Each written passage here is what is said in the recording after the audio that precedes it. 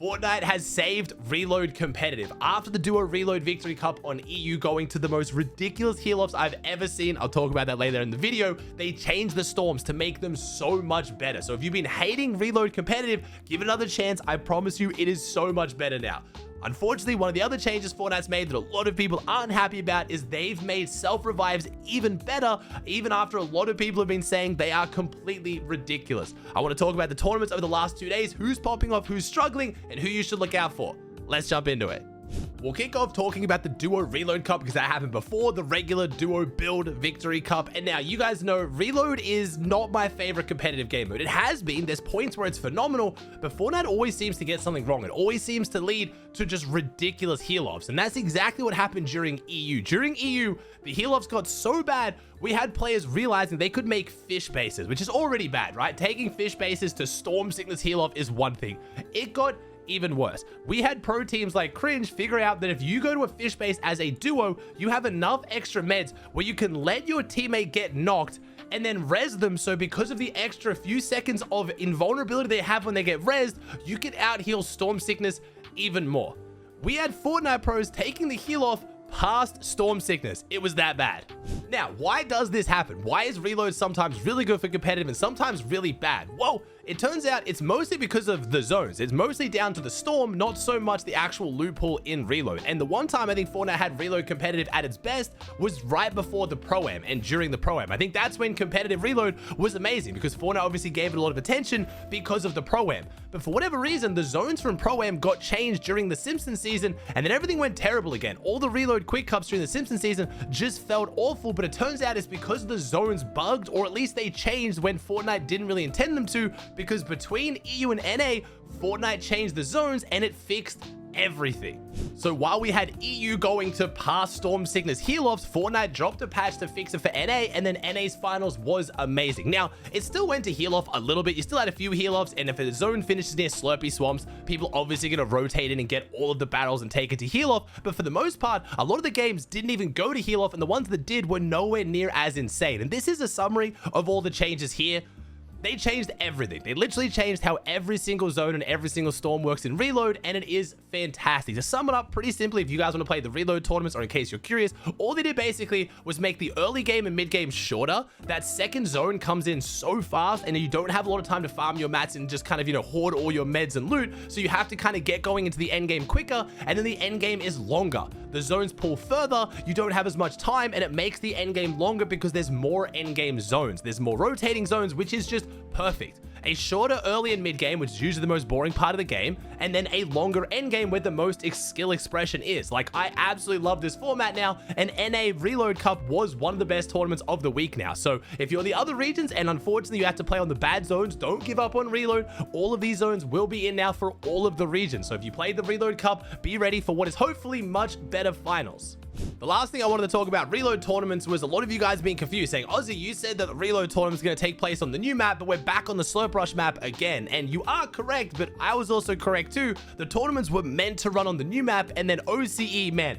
Honestly, OCE is doing God's work right now. They're the absolute test servers. They are the guinea pigs through and through. They tried to run the tournament on the new map on OCE, and it was completely broken. It just was like this half battle royale, half reload thing. I don't even know what happened or how it happened, but they ended up canceling the tournament, and then they ran it back on the Slurp Rush map. Now, I do want to see some variety in competitive Reload. I would love to see it take place on some of the newer maps just to kind of change things up. We've had the Slurp Rush as the Reload competitive map now for pretty much all of Reload competitive, but I'm also not the biggest fan of the new map. I'm sorry, it's my least favorite Reload map. It does just feel like one giant POI, and it basically feels like a mini version of the regular Battle Royale map. And some people like that. You might just want to jump in and play the new map and the new buildings, but have it in Reload format. I get that, but I love when Battle Royale and Reload feel significantly different so I can play both and enjoy both of them for a different experience. Right now, the Reload map just feels like one giant POI. It does mean it has a lot of loot and there's a lot of buildings, which could be good for competitive, especially if you die early. You might get back in and and actually get a loadout. So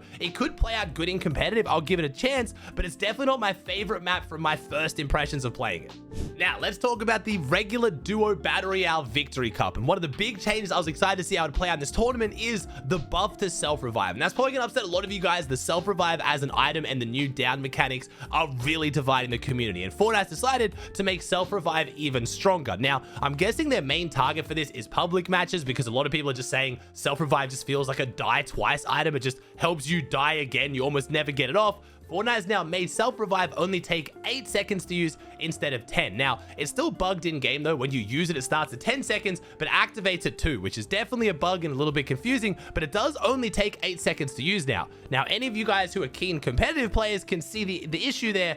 That means you can now self-revive in a 10 tick. If you get knocked down in final rotating zones and someone doesn't damage you or finish you, you can get your self-revive off without ever actually being inside the safe zone, which is kind of insane, and we're already seeing a huge impact of that. I did say earlier, like a week ago when the season first launched and self-revive was leaked, I said someone is going to win money in a tournament while dead. And that has already happened multiple times, but it already happened in the worst way against Jordan Faki. Faki actually won the game. He went down, he jumped, he rolled around, the player couldn't finish him in time, and he ended up winning the game. Now, this is due to self-revive, but he never actually got the self-revive off. And I would say a lot of people who are hating on self-revive are actually hating on the new movement when you get down. And a lot of pros, a lot of people have, given their thoughts on how they can fix this. I honestly think maybe like a cooldown when you first get down, like maybe you can't roll for the first like 2 or 3 seconds. So it's a way to kind of get around and move and get back to your teammate, but it's not so much a way to just be a nuisance as soon as you get knocked. Like half the time you get a knock on high ground now, they just front flip off high ground and you lose the refresh. Whether that's a good thing or a bad thing is up to you.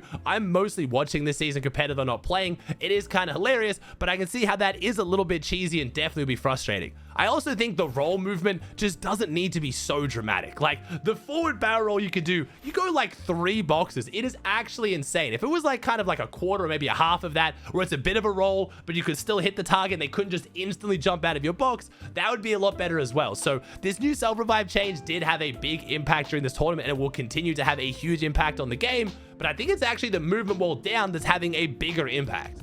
Let's talk about who popped off and actually got a win in the finals. Kicking off with NA, we had 4 teams that managed to get double wins in the finals. We haven't had a single team on any region get 3 wins, so I'm super excited to see who's going to be the first team who brings that home. But on NA, we had Void and Ishu getting 2 wins in a row and then getting a 14th. We had Seek and Jojo getting 2 wins. We had Pure BX and Angel getting 2 wins. And then we had Neo and Daxton getting 2 wins as well. We also had a lot of other big names get a win in there as well. Muzz and Reet back in fighting form. They managed to get a 15 elim win and a 10 elim second. So after Reet took off the Simpsons season, it looks like Muzz and Reet are back together popping off. Rise and D-Money got on and played the tournament. They got a 9 elim win and a 9 elim second. Curve and Craze showing up with a win, a 19 elim win, and then also getting a 6 elim second. We had some of the EU guys running up NA. We had Chino and Pablo, who, if I believe correctly, didn't get a win on EU, but managed to on NA.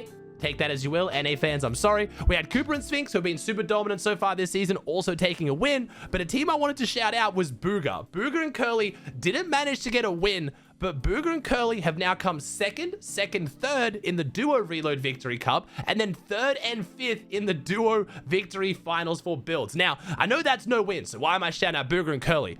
Because it's just awesome seeing Booger actually grinding the game again. Booger's come back, and my man is locking in for victory cups for $100 each, as someone who's made literally multi-million dollars on this game. And I know this means Booger's definitely back grinding. I'm super excited to see Booger back in the contention as being a name when it comes to FNCS. And Curly, who we've talked about in the past, being an insane up-and-coming talent, kind of had to slow down for the last couple of seasons as he focused on school. He's back to full grinding. He's streaming, and oh my gosh, I have not watched the Curly stream really before. This kid is phenomenal. He's super high sense, but he controls it so well, and I'm genuinely so excited to see what Booger and Curly can do together as a duo. I just want to shout them out, even though I know they didn't get a win. Another team that didn't end up playing this was Pete and Poyo. Pete hasn't got on for either the Reload Victory Cup or the regular Build Victory Cup. He was in my chat saying, oh, you have to be gold for this. And then when I told him, explained it to him, he said, oh, so it looks like he would have played if he could. I don't know if he's going to try to get gold before the solo series today, as of this video going live. I'm guessing the solo series with a way bigger prize pool should be the tournament that Pete starts locking in for. But for Pete fans,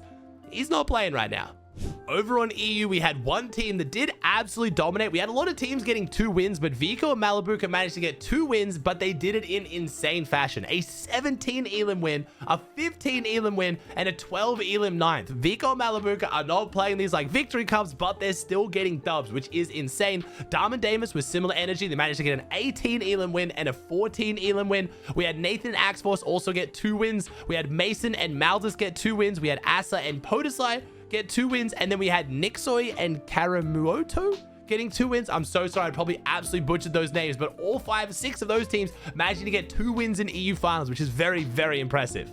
Same with Booga. I do want to shout a team that was not able to actually get a win in finals, but Shark and Tini managed to get a 46 elimination win in the opens. For those of you guys who've been loving the react videos, don't worry, I'm bringing them back. I will have that video posted in the next couple days. I'm super excited to see how they managed to pull off 46 wins in a game of Fortnite right now, which is insanely high. We did have Chino and Pablo. I called them out on NA saying that I don't think they got a win on EU. They did also get a win on EU. My apologies. They got a 12 Elim win and then a 14 Elim second, playing absolutely phenomenally right now. Mongrel, unfortunately, while making the finals with Mixon, who is back, Mixon is back and healthy. They made finals. They weren't able to get a win. Mr. Savage and Tayson also were not able to even make the finals. That means Savage and Tayson missed both the duo finals to kick off this season. So not entirely sure whether that's a bad sign for Savage and Tayson, whether we'll see them split up. I don't know just yet, but they weren't the only big team that missed out. We did see Queasy and Phenoxy miss out. There are a few teams who are playing who seem to not be taking it as seriously, but I don't know how many tournaments they're going to miss before these teams maybe do start splitting up even over victory cups. We'll see.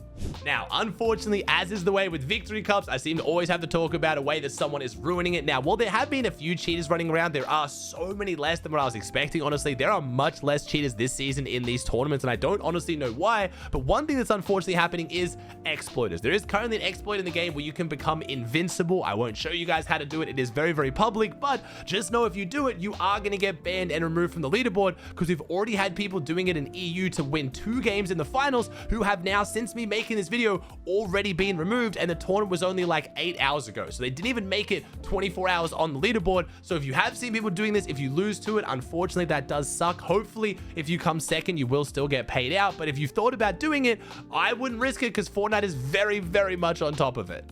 I know there's been a lot of focus on the victory cups because there's so many of them, but don't forget the solo series is taking place today. As of you watching this video, there are 4 qualifiers. You need to only take your best 1. So even if you miss today, it doesn't matter. Or if you play today and you do terribly, don't panic. It's going to take your best 1 week of the 4 weeks. So you need to get top 400 overall. And if it's taking your best 1 week, that means if you get top 100, you'll be guaranteed through the semifinals. It will probably be more like 120, 130, because there will be a lot of grinders who will play multiple weeks. But in case you guys are confused, you need to just have 1 really, really good week. Now, I know top 100 is probably not obtainable for a lot of people. Unfortunately, this solo series is not like a solo victory cup for a lot of you guys to get your first earnings, but it does lead to an extremely stacked 2-day finals that's kind of like a mini grand final with insane prize pool. So do your best, try to lock in, try to grind. If you're not going to get top 100, maybe just try to set a goal target to beat every single week, or just try to beat your points from last week. This can still be a really, really good way to practice for solos, even though I know a lot of you guys are missing solo victory cups.